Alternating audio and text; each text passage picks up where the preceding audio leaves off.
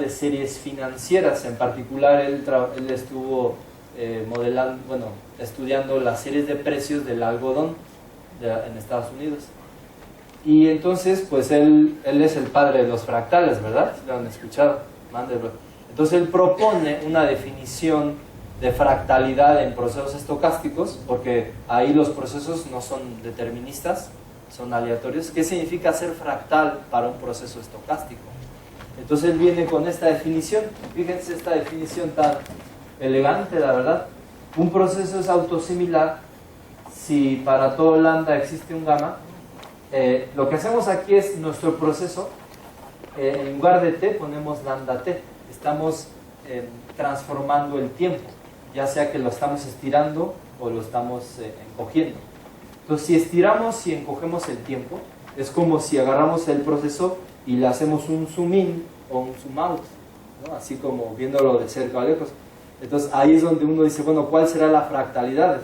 Cuando veo, como cuando vemos lo mismo, si nos acercamos o nos alejamos, ¿no? Entonces lo que él propone es que si me alejo o me acerco, eso se debe ver como el proceso original, pero con el espacio cambiado, multiplicado por esta constante, que obviamente depende del zoom que hice, pero modificado con esta gamma.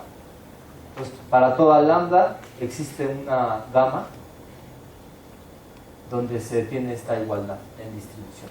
O sea, lo que decimos aquí es que el proceso observado en cortito o de lejos se ve como el mismo, pero multiplicado por algo.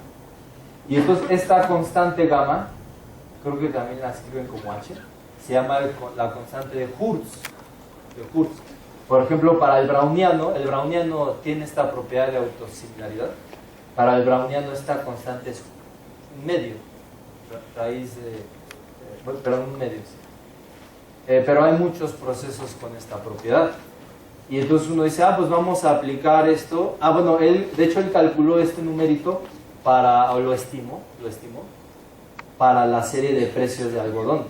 Y no le salía un medio. O sea, le decía, no, ¿sabes qué? Estos precios de algodón no tienen la misma fractalidad que la del movimiento browniano. Le salía otra cosa. No me acuerdo, creo que un tercio o algo así.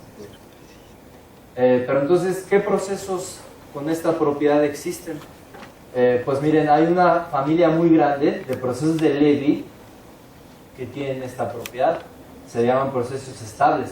Esto está muy interesante porque dices, mira, aquí hay procesos que son aleatorios, tienen brincos repentinos, tienen esta propiedad de fractalidad, aunque tienen los incrementos independientes, eso puede estar en tela de juicio. Pero bueno, aquí hay otro proceso, miren, se llama el proceso browniano fraccionario, que tiene esta propiedad de fractalidad. Y tiene correlación de los incrementos. A diferencia de todos los que ahorita presenté, este sí tiene correlación de los incrementos. Pero ¿qué creen? No tiene brincos, tiene puras trayectorias completas. Entonces, bueno, pues ya tapamos un hoyo y se destapó otro, ¿no? Otro más es el proceso de Sato, que tiene saltos, tiene esta propiedad de autosimilaridad, pero no tiene incrementos independientes. Los chispas, ¿no? Parece que uno tapa un hoyo y se destapa otro, y pues eso es el chiste. Pero recuerden que aquí yo solo les estoy hablando de esto de modelación financiera, y todavía hay que ver si la teoría de evaluación de Merton se ajusta de manera adecuada. Si nos da una única evaluación en donde no haya dudas de cuál es el precio de un contrato. Bueno, pero entonces déjenme platicarles por ejemplo, del browniano fraccionario. ¿Qué es el browniano fraccionario? Aquí va. Pues lo voy a poner así de manera general. El proceso browniano fraccionario es un proceso gaussiano. Un proceso gaussiano se define de la siguiente manera. Ustedes seleccionan una cantidad finita de tiempos y consideran el vector x al tiempo t1, x al tiempo t2 y x al tiempo t sub n. Entonces, si este vector es un vector normal, con cierto vector de medias y cierta matriz de covarianzas, ¿ya? Pero estos vectores siempre son normales para cualquier colección finita de tiempos. Eso es un proceso gaussiano. Y entonces, este proceso browniano fraccionario es un proceso gaussiano, siempre está la normal detrás, y la covarianza entre un tiempo y otro se define de esta manera. Entonces ahí es una fórmula explícita, diferente a la del movimiento browniano. Y entonces, pues es la definición que uno puede considerar, pero hay representaciones de este proceso, hay representaciones bien bonitas. Vean esta representación. El proceso estocástico lo pueden ver como la integral de un cierto kernel que se conoce explícitamente. No lo escribí, pero pues se parece mucho a esto. Está acá arriba. Y es la integral estocástica del movimiento browniano. Entonces uno piensa al browniano fraccionario como una transformación del movimiento browniano. Por eso es que aquí pongo, fíjense, pongo que mi browniano fraccionario es la transformación del movimiento browniano, y esta transformación va de funciones continuas a funciones continuas. Es un punto de vista un poco más abstracto, pero puede servir, ¿no?, para entender estos modelos. Hubiera puesto una simulación de estos, ¿verdad?, para que se viera más o menos. Pero si yo en Wikipedia aparece, da muchas gráficas de esto. Bueno, y entonces pues son varios modelos que, como les comento, pues por un lado toman en consideración una propiedad de la serie financiera, pero pues, por otro lado omiten algo, y además tenemos que ver que la evaluación financiera esté bien especificada. Y entonces, ¿qué fue lo que yo una vez intenté? Bueno, miren, esto es lo que yo una vez intenté. Ahorita yo les comentaba que el modelo binomial que converge al movimiento browniano, pues lo que implica es que la evaluación o la técnica de evaluación que hace Cox, Ross, Rubinstein converge a las fórmulas de Black-Scholes o a la evaluación de Merkle, como quieran ver. Entonces tenemos esta convergencia. Por otro lado, hay procesos estocásticos de Levy con brincos, como este que está aquí, el normal inverso gaussiano, que pues tiene brincos, pero la evaluación ya no es única. Y entonces la pregunta que nos hacíamos era si existe un modelo así facilito, como el del modelo binomial, un modelo facilito donde se puedan hacer cálculos facilitos, como lo de Cox, Ross, Rubinstein, que converge a este tipo de procesos. Okay, esa era la pregunta. ¿Por qué? Porque a mí me llama mucho la atención esto, que el binomial se puede implementar de manera muy sencilla. Entonces yo quería hacer lo mismo, pero para estos procesos de Levy. Entonces, ¿qué fue lo que pensamos? Bueno, miren, hace un momento, yo les comentaba que los procesos de Levy son límites de este tipo de procesos de Poisson compuesto. Entonces, ¿están de acuerdo que es lo primero que uno se le puede ocurrir? Agarro uno de estos, facilito, y eso debe de converger. Entonces, pues fue lo que intentamos. Aquí tengo un proceso de Poisson compuesto. El proceso de Poisson se define de esta manera, ¿no? N de t es el máximo k, donde la suma de variables aleatorias está por abajo de t. Esto ocurre cuando las tau que están aquí son exponenciales. Entonces, cuando son exponenciales, este es Poisson compuesto, este es Poisson, y todo esto es proceso de Poisson compuesto. Bueno, pero las tau no tienen que ser exponenciales. A lo mejor puedo yo proponer otras para tener incrementos independientes. Porque resulta que si uno escoge exponenciales, esto tiene incrementos independientes. Pero si no son exponenciales, estas tau, a lo mejor ya no hay incrementos independientes. Está padre porque a lo mejor eso sirve para modelar. Pero pues resulta que no encontraba algo manejable para mis fines, porque yo lo que quería era hacerlo más simple y resultaba más complicado. Pero hay una ecuación bien importante en estos modelos que ayudó bastante. Les voy a decir cuál es. Aquí tenemos que n de t es el máximo, el k más grande, donde esta suma está todavía por abajo de t. Y resulta que ese máximo ustedes lo pueden convertir en un mínimo. Pueden decir, ¿sabes qué? Mejor busco el k más chiquito, de tal manera que la suma esté por arriba de t. Entonces, pero hay que restarle un 1 para que se dé esta igualdad. Entonces uno puede checar cómo el máximo lo podemos convertir en mínimo. Y esta pequeña ecuación es la que ayudó bastante, porque fíjense cómo, fíjense, aquí los tau representan tiempos, tiempo entre una cosa y otra, entonces son variables positivas. Aquí yo no podía meter variables negativas, porque si tomo variables negativas, esta suma sube y baja. Si solo son positivas, esta suma solo sube. Pero si son positivas y negativas, sube y baja.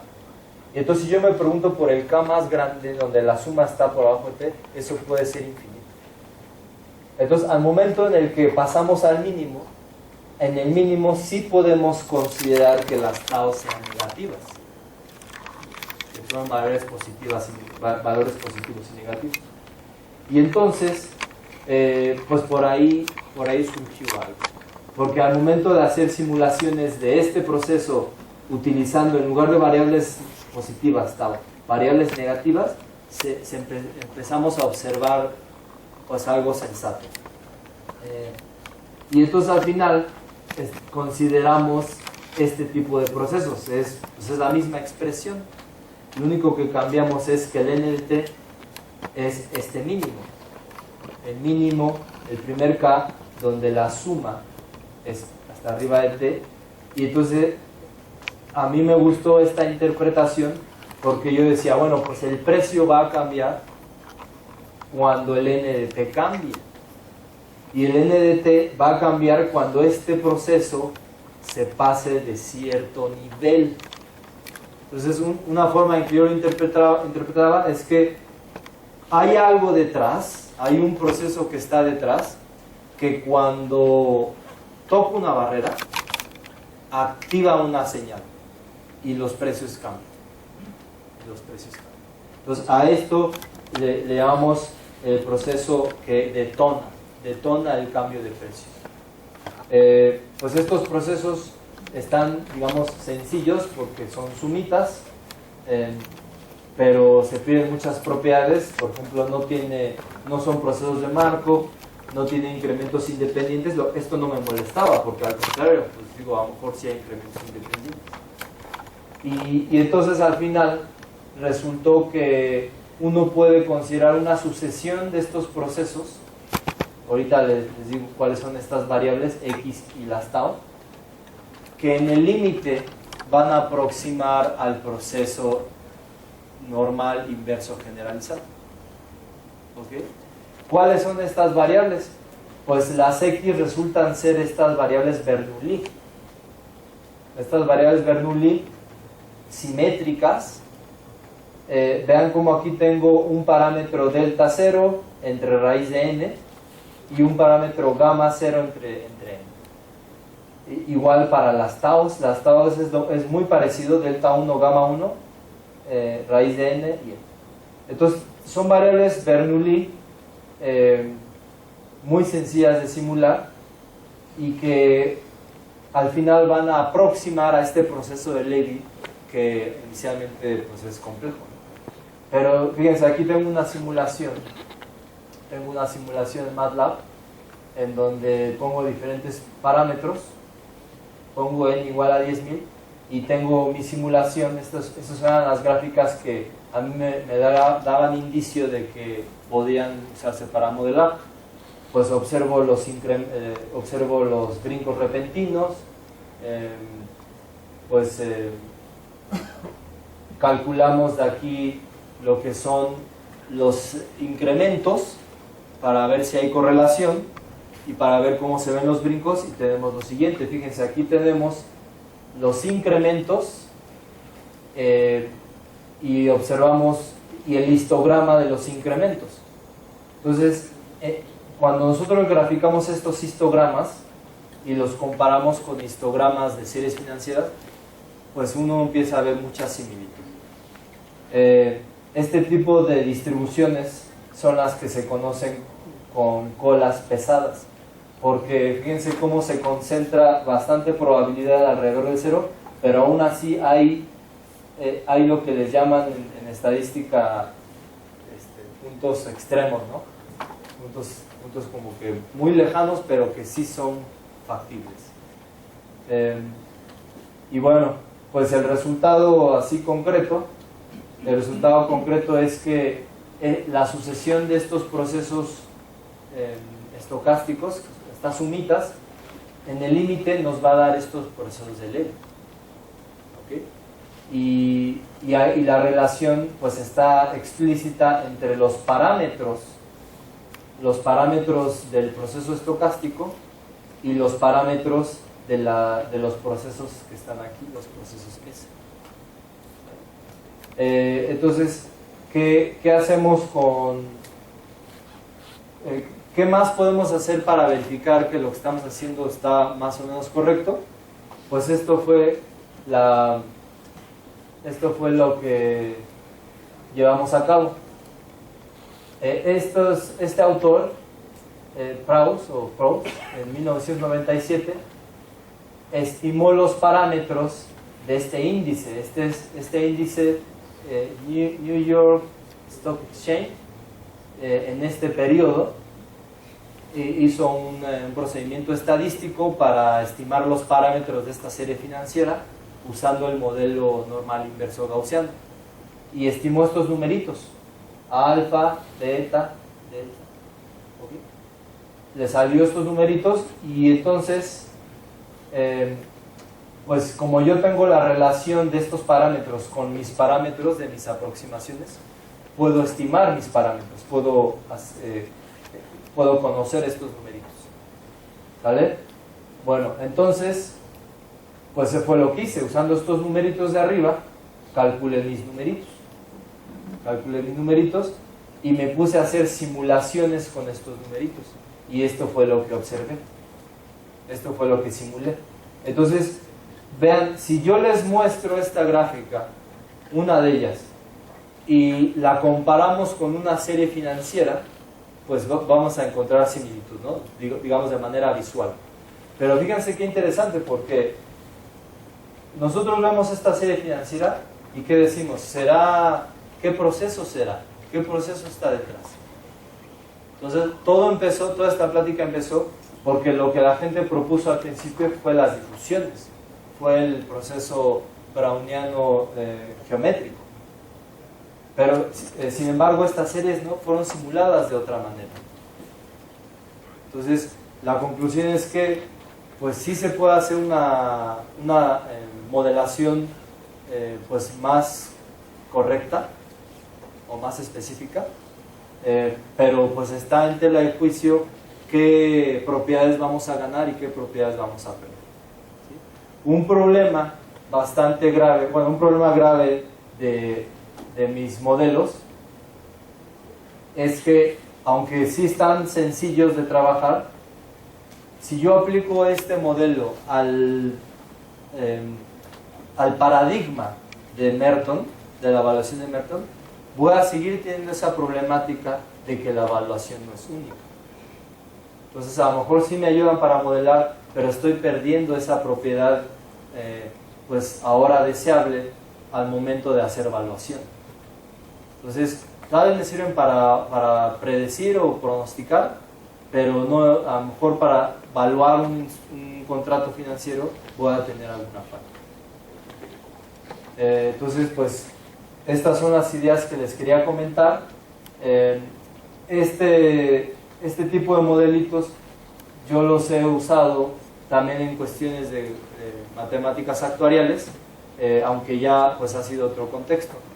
Hoy en día pues yo estoy trabajando en otros modelos que me permiten investigar qué tanto puedo ajustar una serie financiera, pero al mismo tiempo tener esta propiedad que necesito tanto de evaluación de manera única, evaluar de manera única un contrato. ¿Sí? Entonces, pues son dos mundos que tenemos que intentar casar, ¿no? Que todo calce perfectamente. Hoy por hoy yo diría que no hay un modelo único que resuelva todos los problemas, eso está muy difícil, aunque sí hay diferentes propuestas que se puedan ocupar para un fin muy particular. ¿Okay? Entonces, mi conclusión de esta conferencia es que hay modelos muy sencillos que se pueden aprender y se pueden usar en la práctica, y hay modelos muy complejos, pero que se pueden aproximar con modelos más sencillos. Entonces, bueno, pues esas son mis conclusiones, y pues lo único que me resta es agradecerles a todos su atención.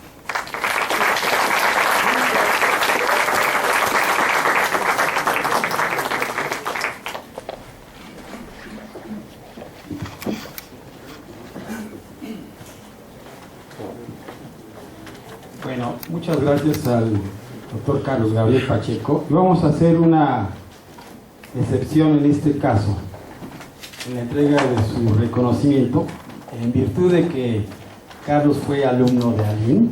Hoy Aline le va a hacer entrega de su reconocimiento por parte de la escuela. Muchas gracias. Sinceramente es una gran satisfacción y muchísimas felicidades.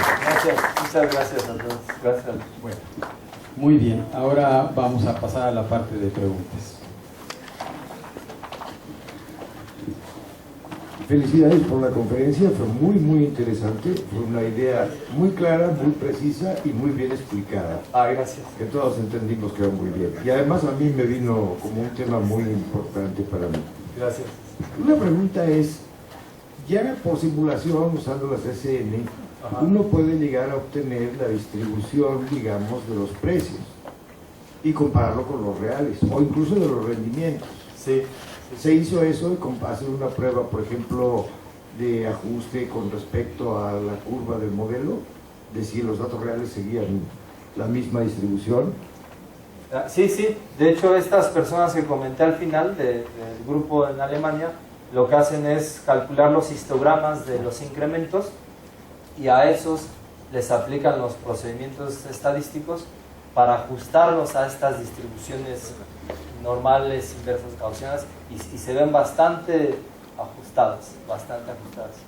Pero no hicieron alguna prueba de hipótesis que permitiera rechazar, digamos, a un No, cierto- me parece que sí hacían pruebas de hipótesis. Ajá. Y las aceptaban. Aceptaban su propuesta de distribución. También las autocorrelaciones de los rendimientos también se pueden obtener por simulación. Sí, Y también se puede comparar estadísticamente con una prueba de hipótesis con los reales. Exacto. ¿Verdad? Sí. Eso también se hizo. Eso no lo hicieron ellos, porque como su modelo original, los incrementos son independientes, Ajá. no podían decir si sus incrementos se ajustaban a la correlación de sus incrementos financieros, se ajustaba a la relación de incrementos de su modelo, porque acá era cero. Entonces, es la falla justamente que hay, que como en este de acá no hay incrementos correlacionados, no pueden aplicar la prueba de hipótesis. Tendrían que usar otro modelo. Pueden, pero les diría no, pues aquí sí hay correlación y en tu modelo no. Bueno, No, perdón, sí. la última es, Sí. lo que no entendí es por qué no es posible obtener un solo valor, digamos, de una opción, por ejemplo, con este modelo. ¿Por qué puede dar diferentes valores? O sea, no entendí ahí la afirmación. Sí, bueno, la idea es la siguiente. Sí, vamos a hacerlo de esta manera. Por ejemplo, cuando uno trabaja con el modelo binomial, uno tiene que el precio o sube o baja, ¿no? Sube a S por U o baja a S por D. Y entonces uno dice, bueno, mi opción a lo mejor me da la ganancia en este escenario, la ganancia G sub U, y en este otro escenario la ganancia G sub D. Como solamente hay dos posibilidades en este modelo, yo puedo pensar que puedo replicar estos dos valores con un portafolio que consta de dos activos, del mismo subyacente y de la tasa de interés. Entonces, uno tendría dos ecuaciones con dos incógnitas y lo resuelve. Y esa idea se hace de manera recursiva en el modelo binomial. En cambio, en el modelo de Levy, digamos que yo lo aproximo con este tipo de sumas y estas son binomiales, estas solo toman dos valores. Pero como esto es aleatorio, a un cierto tiempo, digamos al tiempo 1 en esto solo tenía dos posibilidades, mientras que aquí al tiempo 1 a lo mejor hay muchas posibilidades porque empiezo a sumar más de estas. Y entonces ya no tengo dos ecuaciones con dos incógnitas, tengo un número de ecuaciones que cambian. Y entonces ahí la evaluación ya no es única y eso se va a, como estas convergen a estos otros procesos, se va a tener el mismo problema. Por ahí va el asunto. Sí, ya entendí. Muchas gracias. Sí, hermano. ¿Más preguntas? ¿Marín? ¿Alguna pregunta? ¿No hay más preguntas? Bueno, entonces terminamos el evento de hoy y nos vemos mañana en la conferencia de Rui Fávila sobre una introducción a las criptomonedas. Le damos un aplauso al doctor.